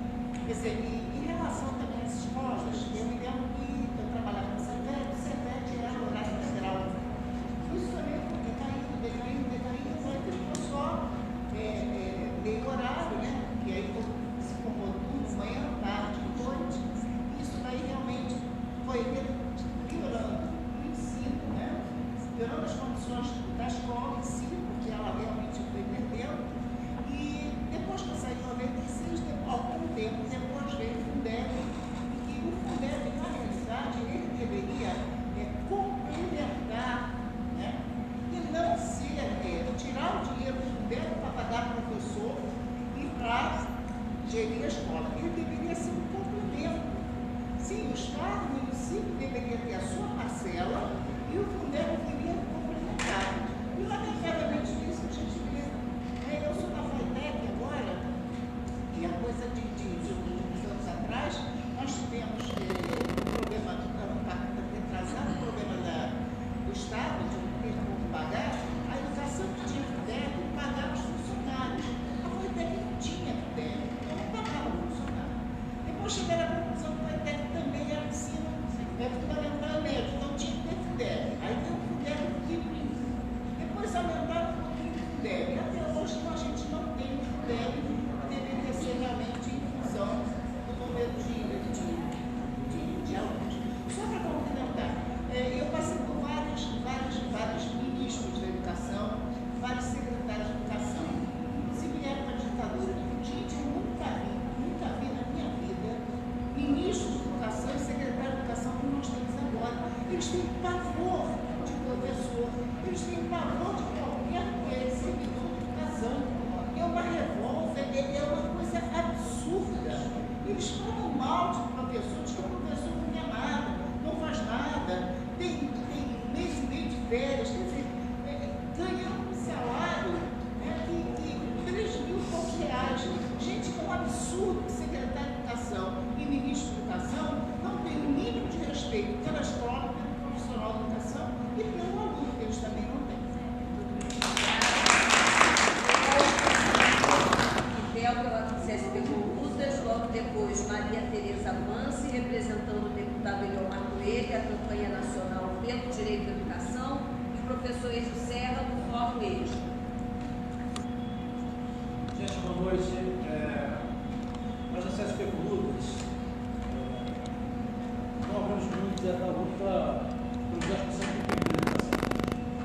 Porque, obviamente, que não é possível num país que você gasta 50%, quase 50% do orçamento para pagar a dívida, você não conseguir retirar do PIB 10% desse valor do PIB para financiar a educação, financiar o crescimento da nação, financiar a educação e a formação da próxima geração. Um absurdo. Então nós não abrimos mão, nós estamos lutando, acho que a luta no PIB permanente, no fundamento permanente, é válida, mas a nossa bandeira segue sendo os 10%.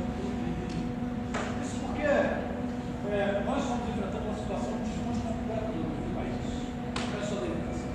Há um processo de rapina que se desindustrializou o país e agora eles querem acabar e a gente se transformar apenas num cereal, um fabricante de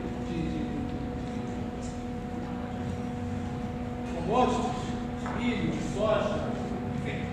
Querem transformar o país num país agrícola, sem industrialização nenhuma. Então, isso reduz ainda o investimento na educação. O fato concreto é que nós precisamos investir. Eu queria, nessa saudação muito rápida, convocar os companheiros. Nós temos amanhã acesso ao plenário. Nossa ideia com essa plenária para organizar um ato no dia 5 de dezembro, um ato contra a medida provisória 905, medida provisória que ataca a conferência sindical, que ataca o dos trabalhadores, que tenta desmontar, inclusive, e sobretaxar os desempregados através de uma retirada do dinheiro do seguro-desemprego. Nós queremos fazer esse ato junto com os demais companheiros, com as demais entidades. Mas achamos que é possível construir um processo de mobilização até a construção de uma greve geral, para que a gente efetivamente tenha a voz desse governo, possa garantir não só a educação de qualidade, garantir saúde, garantir emprego, garantir direitos democráticos para todo mundo, todos os brasileiros, e garantir, por fim, que a gente tenha uma vida melhor. Essa é a salvação da ciência do mundo.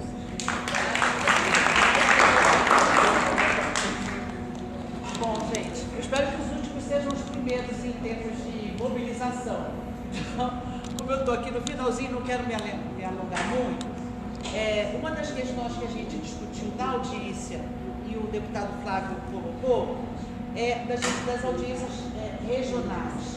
E uma outra coisa interessante é que várias comissões, o deputado Eliomar, presidente da Comissão de Cultura, tínhamos também o Ferreirinha, Comissão de Economia, tem a Comissão da Juventude. Então, uma coisa interessante é que também as comissões, vamos fazer as audiências não só regionalizadas, mas também juntando diferentes comissões para colocar como é o impacto do Fundeb naquela área que a comissão atua.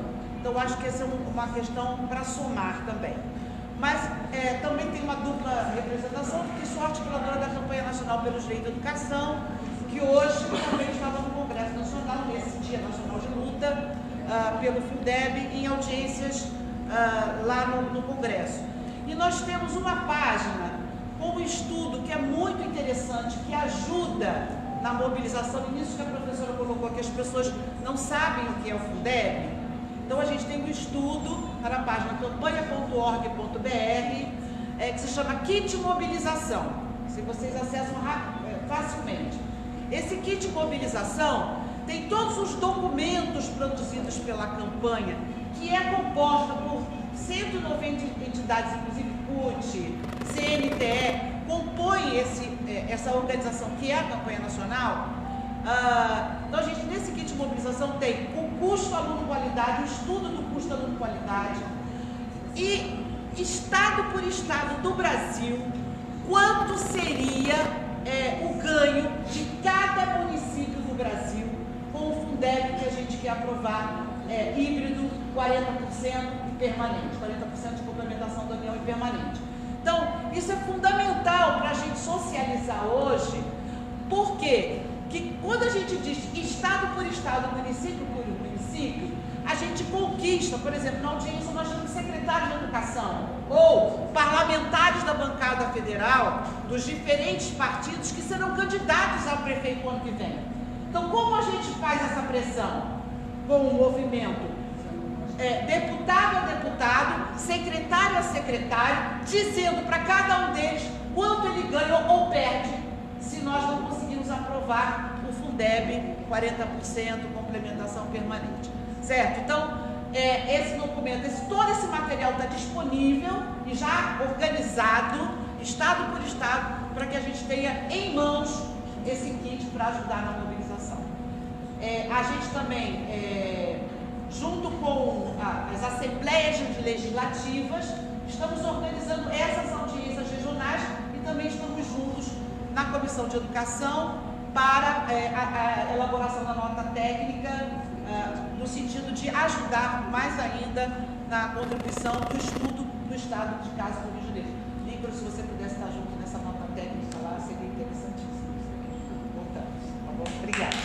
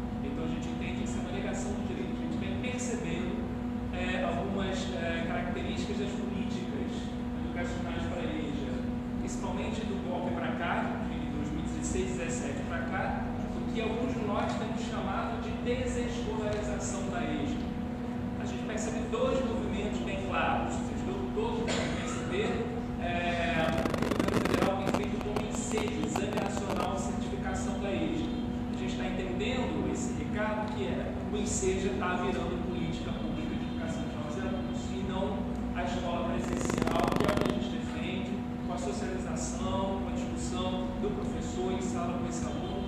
Então a gente percebe que há um discurso de muitos dos governantes, seja prefeitos, governadores, é de que a EJA não tem demanda para a EJA.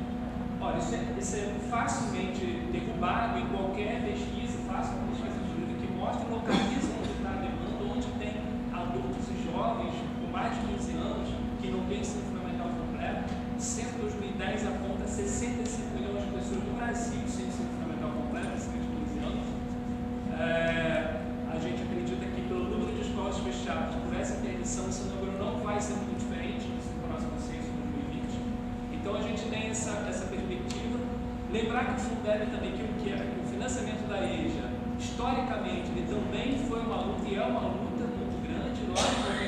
Lá no Fundef, lembrar que a EJA foi retirada do fundo, né? As duras penas a gente lutou também para que ela entrasse no Fundeb, com uma porcentagem menor, mas entrou. E agora, então, a nossa luta é em relação a essa questão também do financiamento, né? E concordando com uma parte da mesa que falou que o projeto é de desvinculação total de qualquer orçamento, né? E aí o Fundeb entra junto, ele também uma vinculação. Portanto, a luta é grande e o Fórum da EJA tem tentado reverter essa situação que é difícil. A gente tem tido uma parceria muito interessante com o Centro de Operação Educacional, de apoio educacional do Ministério Público do Rio de Janeiro, por exemplo, com ações, inquéritos civis, para a gente poder continuar na luta, para garantir pelo menos a chamada pública, a busca ativa e a garantia das matrículas de educação dos alunos. E o Fórum de agradece a oportunidade. Podemos registrar a presença e a colaboração da Carol Galiano, que é do DIESE. A Carol está nos ajudando, inclusive o primeiro material que distribuímos foi uma produção e a gente já coloca, né, um trabalho à disposição para a construção das notas técnicas e no trabalho de mobilização. Bem, eu acho que a gente está começando esse processo de luta, várias propostas foram apresentadas, eu acho que a ideia depois é a gente se articular e ainda esse ano e no transcorrer do ano que vem a gente junto somar forças nas atividades, né, de luta em defesa do Fundeb e na verdade, né, do financiamento público da educação.